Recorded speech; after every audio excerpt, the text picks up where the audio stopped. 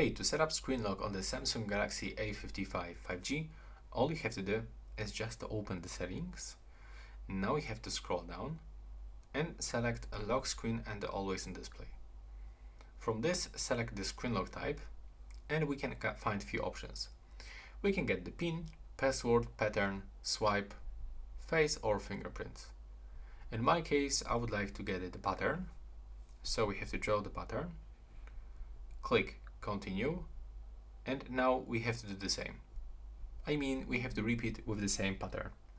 And after this, we have to click confirm. And now we can also adjust these lock screen notifications. So we can show lock screen notifications, you can turn them off, you can show them but hide content, for example. And from this, you can also find the notifications to show, the alert and the silent notifications, or for example, the alert notifications only. When you click done, right now you can unlock your phone, and when you try to unlock it, you will actually have to use this pattern or any other lock method that you actually set. And that's all. Right now, please subscribe.